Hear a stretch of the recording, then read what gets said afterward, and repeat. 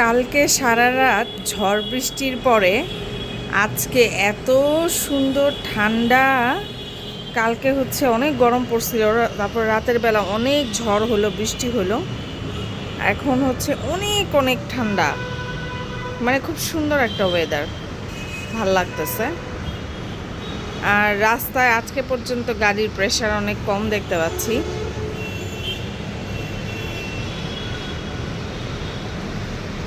আমার মনে হয় স্কুল এখনো খোলে নাই, এই জন্য ঈদের পরে গাড়ির প্রেশারটা আর অত বাড়ে নাই এখনো।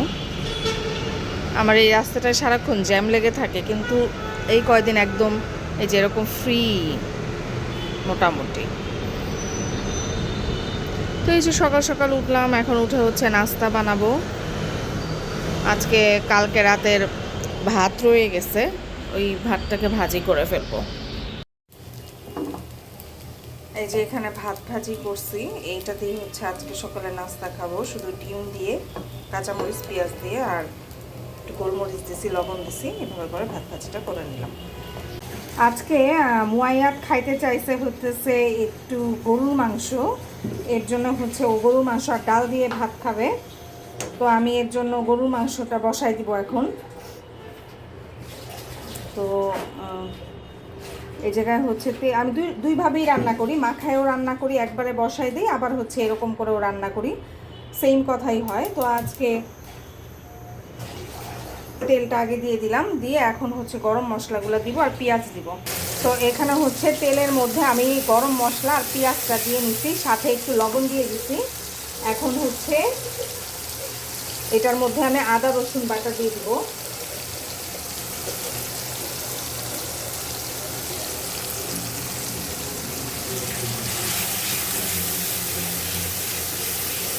আদা রসুন বাটাটা দিয়ে নিলাম। এখন এখানে আমি হচ্ছে বিফটা দিয়ে দিব।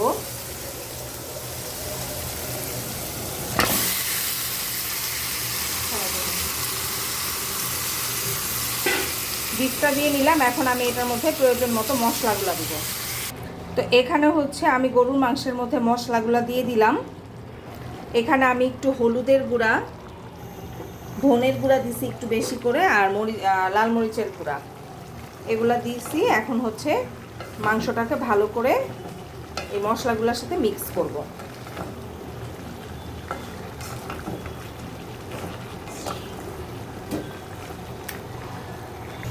আমি সব মশলা দেওয়ার পরে আমার কাছে একটু কালা ভুনার মশলা আছে, ওইটা আমি অল্প করে এখানে দিয়ে নিলাম। হ্যাঁ, এটা কালা ভুনা করবো না, কিন্তু এই মশলাটা দিলে অন্যরকম একটা ফ্লেভার হয়।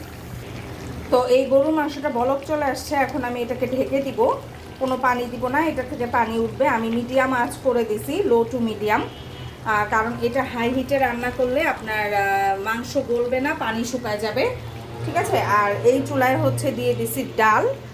তো আমার ছেলে হচ্ছে ডাল দিয়ে লেবু দিয়ে গরুর মাংস দিয়ে খেতে চাইছে, এর জন্য আমি আজকে ওর জন্য এটাই রান্না করতেছি। ওই দিন যে দেখলেন না যে একটা গ্রামে বেড়াতে গেলাম, তারপরে ক্ষেতের থেকে লাল শাক কিনে নিয়ে আসলাম, ওরা ক্ষেতের থেকে তুলছিল, সেটা আমি ব্লগে দিছি। তো সেখান থেকে যে লাল শাক কিনে নিয়ে আসছিলাম, অনেকগুলো আটি কিনছিলাম, প্রায় 6-7টা আটি। তো ওখান থেকে আম্মু আবার আমাকে কয়েকটা আটি দিয়ে দিছে, ওগুলো আজকে বেছে আমি ভাপায় নিয়ে এইটুকু রান্না করলাম। আর এখানে হচ্ছে ভাপ দিয়ে রেখে দিছি ঠান্ডা হওয়ার জন্য, এটাকে ডিপে রেখে দিব, তারপরে আবার যেদিন খাই ওই দিন রান্না করে খাব। তো আমি মাঝে মাঝেই শাক বেশি হয়ে গেলে ডিপে রেখে দিই, কারণ এত কেউ খায় না। ডিপে রেখে দিয়ে পরে আবার রান্না করলে একদম বুঝবেনই না, একদম ফ্রেশ থাকে একদম। তো এইটাকে এখন আমি তো পেঁয়াজ লবণ দিয়ে এটাকে হচ্ছে সিদ্ধ মানে রান্না করলাম, তেল দিই নাই এখনও। তো এইটা এখন আমি নামাই নিব, নামাই নিয়ে হচ্ছে এখানে এখন রসুন দিয়ে তেল দিয়ে বাগার দিব।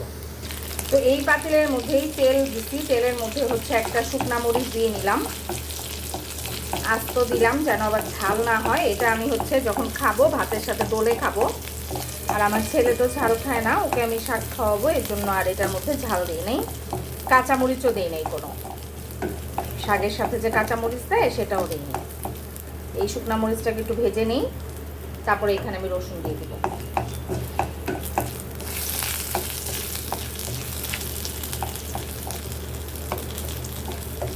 এটাই যে মুচমুচা করে ভাজা হয়ে গেছে। এখন আমি এখানে রসুন দিয়ে দিলাম।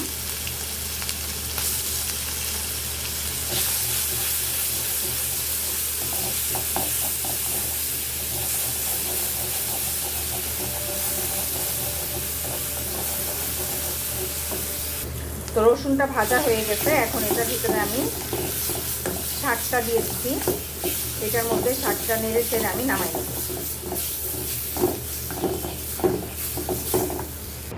তো এই যে আমার শাক রান্না কিন্তু ডান।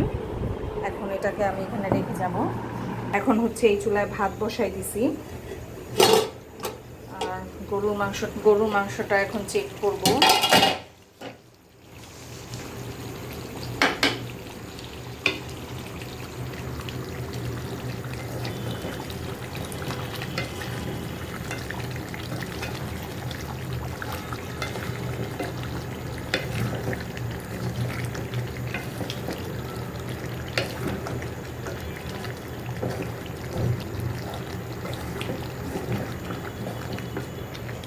গরু মাংসটা হয়ে গেছে। উপরে হচ্ছে ভাজা জিরার ফাঁকি দিয়ে দিলাম। গরু মাংস ডান। এখন আমি চুলাটা বন্ধ করে দেব। ময়া, তুমি কি খেলছো বাবা? খেলতেছি না, বুঝিয়ে দিই। কি এটা? Pokemon card. ময়াদের মনটা খুব খারাপ। ও সারা জীবন নানু বাসায় থেকে যেতে চায়। বাসায় ওর কোনো খেলার সাথী নাই, এর জন্য ওর মন খারাপ। এই যে একা একা পোকেমন কার্ড দিয়ে খেলছে। খেলছি না। হ্যাঁ, আচ্ছা শুনো শুনো, তোমাকে একটা কথা বলি। এখন যে সন্ধ্যা হয়েছে, তোমাকে পড়তে বসতে হবে। এই কথাটা কি তোমাকে আবার বলতে হবে বারে বারে?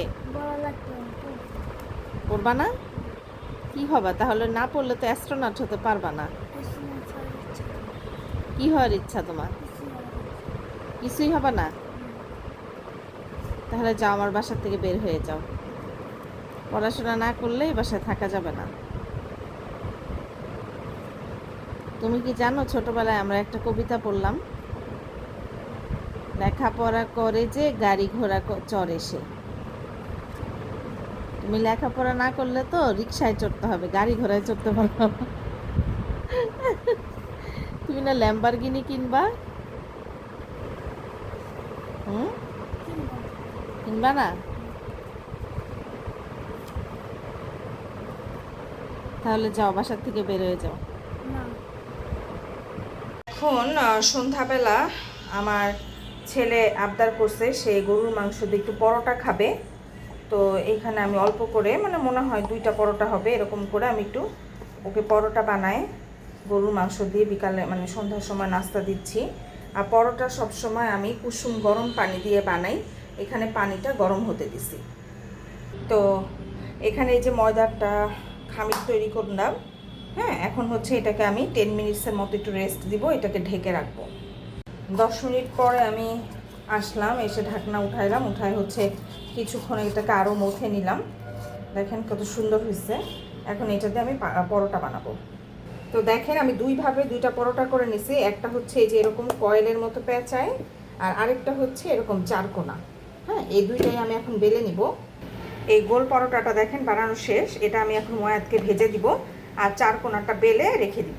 এখন হচ্ছে আমি পরোটাটা ছেঁকে দেখাচ্ছি, হ্যাঁ, যে কীভাবে পরোটাটা ছেঁকতে হয়। প্রথমে এক পার্ট তো দিলাম, আমি যেভাবে দেখাচ্ছি এভাবে ছেঁকলে পরোটাটা ভিতরে সুন্দর হবে, নরম হবে আর ফুলে উঠবে।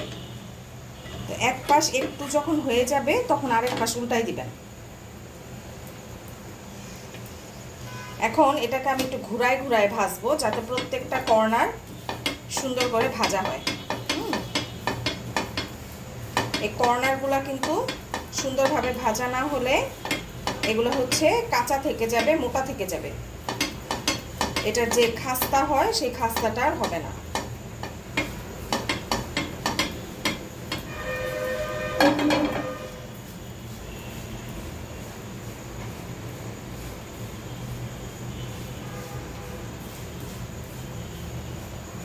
দেখেন এই যে ফুলে ফুলে উঠতেছে হালকা হালকা, ঠিক আছে? এইভাবে করে ঘুরায় ঘুরায় ঘুরায় ঘুরায় আরেক পাশে কালার না আসা পর্যন্ত পরোটাটা আমরা ভেজে নিব। দেখেন কালার চলে আসছে, এখন আমরা এটাকে উল্টাই দিব।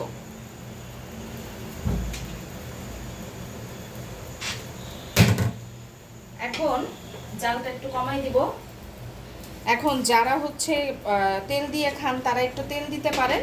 আমি মুয়াদের জন্য একটু ঘি দিয়ে ভাজবো, এর জন্য হচ্ছে উপরে একটু ঘি দিয়ে নিলাম। ঘি দিয়ে এখন আমি উল্টাই দিচ্ছি।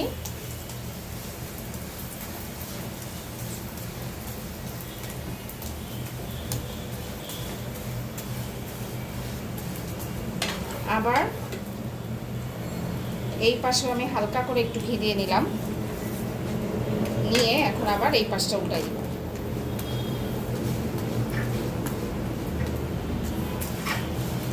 চতুর্দিকে ঘুরায় ঘুরায় ঘুরায় ঘুরায় পরোটায় ঘি লাগাই দিবেন। দেখেন কত সুন্দর হয়েছে পরোটাটা।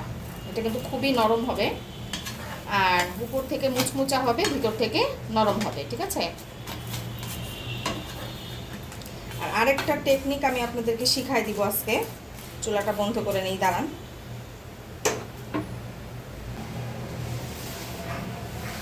পরোটা যখন কাউকে দিবেন, এরকম করে পরোটাটা উঠায়ে, যেমন আমি উঠাইলাম, একটা টিস্যু নেবেন, নিয়ে এটার উপরে দিয়ে এই যে এরকম করে হালকা হাতে, বেশি জোরে দিলে কিন্তু আবার গরম তেল লাগবে, এভাবে পরোটাটাকে ভেঙে দিবেন এভাবে। তাহলে পরোটাটা আর কখনোই শক্ত হবে না, একবারে সুন্দর খেতে তুলতুলা নরম থাকবে। এই যে দেখেন, ক্রিস্পি থাকবে, নরম থাকবে। এই পরোটাটা আমি এই যে এক টাচ করে ছেঁকা দিয়ে ফ্রিজে রেখে দিব। এটা তো এখন আর কেউ খাবে না, এই যে অল্প একটু ছেঁকে ফ্রিজে রেখে দিব।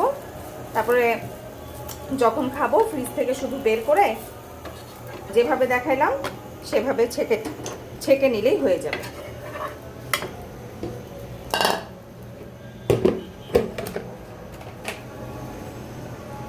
এই যে দেখেন, এটার মধ্যে করে আমি ফ্রিজে রেখে দেবো।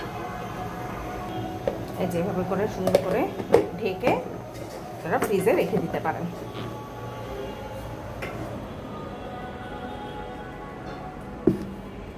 ফ্রিজে রাখার আগে অবশ্যই এটাকে ঠান্ডা করে নিতে হবে। আজকে আমি আর মুয়াইয়াদ রাত্রেবেলায় যে এখন ঘুমাচ্ছি, তা আমাদের মন খুব খারাপ। কেন মন খারাপ বলো তো বাবা? বাবা স্কুল রুমে আজকে মুয়াদের বাবা অন্য রুমে ঘুমাইছে, কারণ মুয়াদের বাবার একটু জ্বর ঠান্ডা লাগছে। আমরা যেহেতু এসি ছাড়ি, আমাদের তো গরম লাগে আর ওর লাগে ঠান্ডা, এর জন্য ও অন্য রুমে শুয়েছে। এর জন্য মুয়াদের খুব মন খারাপ আজকে। আর মুয়াদ বলল এখানে যদি আমি আর ও না হয়ে ওর বাবা আর ও হইতো তাহলে নাকি ওর বেশি মজা হইতো। আরেকটা কথা কি বলছি, কি বলছো? আমরা তিনজন যদি লম্বা সেটা তো আরো ভালো লাগতো। ওকে, তাহলে আজকের ভিডিওটা কিন্তু এই পর্যন্তই। আজকে আমার ভিডিওটা আপনাদের কাছে কেমন লাগলো জানাবেন। আজকে আমার দিনটা খুবই ভালো গেছে আলহামদুলিল্লাহ, বাট আমার মানে খুব মন খারাপ আজকে সারাদিন, জানি না কেন। আর পুরা পৃথিবীর অবস্থাই ভালো না, পুরা পৃথিবীর অবস্থাই খারাপ, তাই মনটাও খারাপ। আপনারা সবাই তো সব কিছু ভালোই জানেন। আর তার মধ্যে আজকে দেখলাম মানে এই আন্দোলনের ভিতরে বাটার শোরুম চুরি করে খালি করে ফেলছে। এদের সম্পর্কে আমার আর কিছু বলার নাই আসলে। মাঝে মাঝে আমি না এইসব কারণে বাংলাদেশি হিসাবে খুব লজ্জাবোধ করি। ঠিক আছে, খুবই লজ্জাবোধ করি, সত্যি কথা। মানে আমি যখনই চিন্তা করি যে এরকম ইস্যু, মানে অনেক কিছু নিয়ে আমাদের প্রাউড হওয়া উচিত বাংলাদেশি হিসাবে, সেখানে আবার এমন কিছু ঘটে যায় যেখানে আমার লজ্জায় মাথাটা হেট হয়ে যায়। আমি জানি না যে সব মিলায় মানে কিভাবে, মানে কবে আমরা সভ্য হব আর কবে ভালো থাকতে পারবো। এনিওয়ে, আজকে এই পর্যন্তই। ভালো থাকবেন সবাই, সুস্থ থাকবেন, পজিটিভ থাকবেন। আমাদের ভিডিও যদি ভালো লাগে তাহলে কি করতে হবে? চ্যানেলটা সাবস্ক্রাইব করতে হবে, লাইক কমেন্ট শেয়ার করতে হবে।